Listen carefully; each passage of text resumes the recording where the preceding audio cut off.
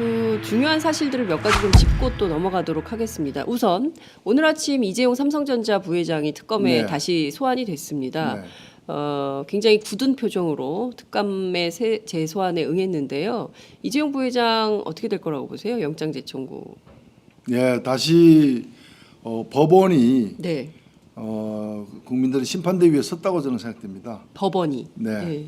뭐 지난번에 납득할 수 없는 이유로 이재용 부회장에 대한 영장 청구가 기각이 됐는데 네. 특히 지난번과 달리 이번에는 그 뇌물 수수와 관련된 조사가 더 이루어졌고 네. 그리고 또 이재용 그 부회장의 또 위증 죄가 추가가 되어서 영장이 재청구됐습니다. 네. 이미 그 위증한 것은 뭐 만천하에 지금 확인된 사실이기 때문에 네. 저는 이 법원의 좀 적극적인 검토가 이번에 있어야 된다고 생각됩니다. 네. 생활 환경을 고려해 가지고 영장을 기각해서 또 다른 논란을 낳았어요. 주거 및 생활 환경 고려. 예. 저는 제가 지금 뭐 준비하고 있는 것 중에 하나가 법 왜곡죄입니다. 법 왜곡죄. 예. 아, 이거 어떤 겁니까? 이게 이제 독일에서 있었던 법인데요. 네. 이 재판부가 특히 판사나 이런 분들이 네. 법을 왜곡해서 적용할 경우에는 그 자체로 처벌 대상이 되는 거예요. 네. 지금 우리 형사소송법, 뭐 형법도 마찬가지입니다만은 그 구속 여부를 판단하는데 주거 및 생활 조건, 그럼 뭐 40평 이상에 살면은 불구속이고 아니면 뭐 전세 월세면은 구속이고 구속이냐. 말이 안 되는 얘기죠. 예. 어찌 보면 주거 및 생활 환경이라는 것이 증거인멸과 도주와 무관하고 네. 그리고 생활 환경까지 이제 거론한 걸 보고 제가 놀랐는데 네. 솔직히 생활 환경을 보면은 과거에 이병철 선대 회장이라거나 네. 이건희 회장의 과거 전과까지 감안하면은 네. 이재용 부회장은 생활 환경상 네. 이 증거인멸과 도주 우려가 있는 사람입니다. 예. 그렇기 때문에 더욱더 구속이 돼야 될 예. 사람인데 예. 오히려 그걸 이유로다가 구속영장을 기각하는 것 자체가 법 왜곡이다. 그래서 제가 얼마 전에 법 왜곡죄 관련해 토론도 열었어요. 네. 그걸 새로 도입하는 문제와 관련해서 지금 그래서 법안을 좀 준비하고 있는 중입니다. 네. 이번 2월 국회에는 빠르면 2월 국회에 제출할 것이고요. 제출을, 예. 네, 그럼 물론 현재 이 사안에 적용되기는 어렵겠지만은 네. 차후에 이런 것들이 필요한 게 아닌가 좀 생각합니다. 그렇군요. 말씀 주신 대로 증거인멸에 대해서 법원이 판단을 안 했어요 지난번에. 그러니까 제일 중요한 게 증거인멸 가능성, 특히 위증까지 국회에 나와서 위증까지 위증을 했기 때문에 특히나 증거인멸의 가능성이 높은 것이고, 네. 그리고 그런 막강한 어떤 뭐 법률 지원을 받을 수 있는 시스템과 이 금력과 또는 이제 로비력을 갖고 있기 때문에 오히려 네. 더 일반인들보다도 더 격리해서 수사할 필요가 있다 저는 그래서. 이게 유전무죄, 무전유죄로 논란이 굉장히 컸습니다. 이재용 삼성전자 부회장이니까 풀어준 거 아니냐. 그럼 앞으로 재벌에 대해서 남은 재벌들도 전부 그런 방침으로 가는 거 아니냐라고 해서 국민들이 굉장히 허탈해한, 무엇보다 국민연금이 걸려있는 사건이거든요. 그렇습니다. 예. 사실은 뭐 죄 질로 봐서도 그렇고 네. 범죄 규모를 봐서도 그렇고 네. 또 우리가 여기서 한 가지 짚고 넘어가야 될 것이 뭔가 하면 왜 예.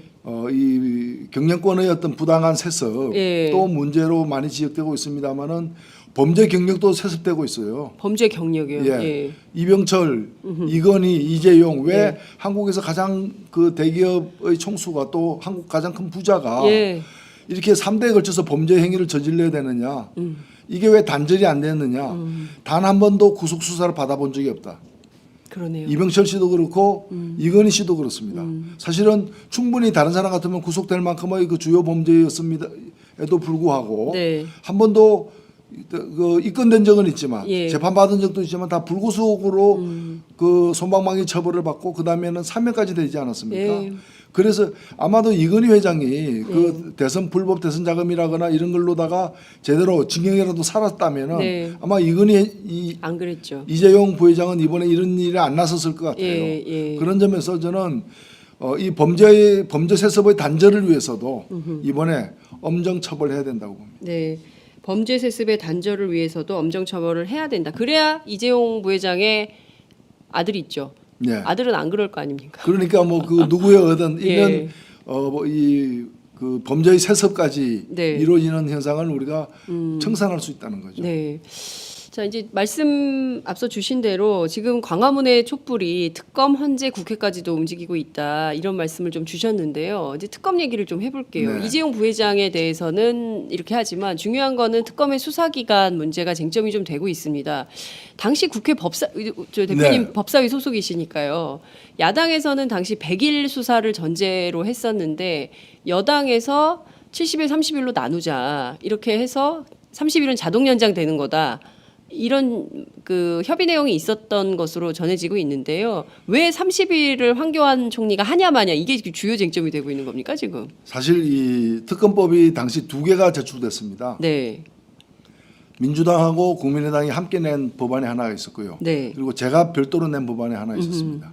제가 법안을 별도로 낸 거는 세 가지 이유에서였는데 네, 예, 뭔가면은 그 민주당 안이 이 특검 수사를 갖다가 70일로 하고 있어 본 수사를. 그러면 2월 28일 끝나는 겁니다. 네, 그래서 저는 그걸로 부족하다. 아하. 90일로 하자. 예, 3월 20일 끝나는 안을 제가 제출했었어요. 3월 10일, 3월 20일. 3월 20일, 예, 이정미 재판관 이제 퇴임 후까지. 죠 예, 예. 그다음에 연장에 있어서 민주당안은 30일 연장, 저는 30일씩 2회 연장. 아, 이게 달랐고요. 예, 결정적으로 달랐던 게 뭔가면은 연장을 하면은 승인을 해야 되는데 예. 누가 승인하느냐? 승인 누가 하냐? 대통령이 승인하도록 민주당안은 돼 있었어요. 자기 그래서 수사인데. 제가 대통령이 수사 대상인데 네. 대통령이 이거 하는 게 연장을 승인한다는 건 말이 안 되는 거 아닙니까? 네. 마지막까지 제가 이걸 지적을 했는데 그래서 저는 안을 어떻게 만드는가 하면은 네, 연장 여부는 특검이 판단하고 네. 국회에 통보하는 걸로. 아, 그래서 사실 제 안대로 됐으면 아무 문제가 없는 거예요. 그러네요. 네, 예. 예. 근데 뭐 결과적으로는 뭐 제가 힘이 적으니까 그 민주당 안이 이제 전체 안으로 통과가 됐는데 네, 지금 남은 문제는 이제 두 개가 있습니다. 네, 하나는 뭔가 하면 황교안 총리가 30일 연장을 받아들일 것인가의 문제가 있고요. 네, 받아들이지 않는다면 국회에서 법을 고쳐서 예. 지금 본조사 70일로 돼 있는 부분을 30일 연장하거나 법을 고쳐가지고 50일 연장. 강제적으로 늘리는 방법인데 네, 일단 둘 다 만만치 않습니다. 지금요. 예, 일단 새누리가 결사적으로 반대하고 있기 때문에 폭도라고 하니까. 예, 결사적으로 온몸을 던져서 막고 있는 상황이어서 예, 지금 이제 국회 선진화법 때문에 우리가 다수이긴 하지만 네. 특히 법사위에서는 새누리당을 제외하면은 5분의 3이 넘음에도 불구하고 어허. 이걸 통과시키는 게 만만치 않은 새누리당 장벽 때문에 네. 만만치 않은 상황이고 예. 그렇다면은 황교안 총리가 이걸 받아들이는 문제가 있는데 네, 아직까지 황교안 총리는 이 문제에 대해서 받아들이겠다라거나 받아들이지 않겠다라거나 네, 이 태도를 표명하고 있지는 않습니다. 예, 근데 제가 지난주 금요일 날 네, 대정부 질의 때 참석한 황교안 총리의 답변을 놓고 보건데 네. 어떤 답변을 했냐면은 중간에 한번 특검이 기간이 끝나면 특검이란 건 원래 기간이 시한부다. 기간이 정해져 있는 게 특검이다. 네, 그리고 특검이 끝나면 뭐 어떠한 수사는 일반 검찰로 넘기면 된다. 그리고 이 일반 검찰은 지난번에도 네. 특별수사본부를 설치해서 훌륭히 수사를 해왔다. 이렇게 답변을 했어요. 그걸로 미루어 봐서는 네, 안 하겠네요. 물론 지켜봐야 되겠지만 연장을 받아들일 가능성이 적어 보인다. 네. 이렇게 해서 그러면 지금 두 가지 모두 매우 어려운 상황이네요. 첫 번째 특검법 법을 바꿔서 하는 문제는 야당이 제출하긴 했지만 새누리당이 반대하면 결국에는 이게 무의로 돌아갈 공산이 매우 큰 상황인 것이고요. 그리고 두 번째는 황교안 총리의 태도로 볼 때 미루어 볼 때 30일 기간 연장에 서명할 가능성이 낮다. 그러면 2월 28일로 끝날 수밖에 없는 운명인가요? 저는 이제 우리가 좀 봐야 될 것이 네. 몇 가지가 있는데 하나는 오늘 출두한 이재용 네, 이 부회장의 이 조사가 네, 이제 구속영장 재청구로 이어지고 네. 그것이 만약 법원에게 받아들여지면은 네, 바로 이 뇌물을 준 사람이 되는 것이고 그렇죠, 공여. 그러면 예. 받은 사람은 박근혜 대통령이 되는 거거든요. 그렇습니다. 그렇기 때문에 이재용 부회장의 구속이 될 경우에는 박근혜 대통령에 대한 뇌물죄 성립 가능성이 높아진다. 예, 그런 이제 수사기관과 무관하게 그리고 남은 수사기간 동안 우병우 네. 민정수석에 대한 이 기소, 네. 이 어떤 이제 뭐 구속영장이라거나 여러 가지 예. 이까지 이루어진다면은 네, 저는 빠듯하긴 하지만 2월 28일까지 수사도 의미 있는 수사로 귀결될 수 있다라고 보고 네, 지금 대통령 측에서는 네. 두 가지 노림수가 있습니다. 아, 두 가지 노림수가 있는데 한 가지는 뭔가면은 이제 특검 연장을 갖다가 못하게 함으로써 예.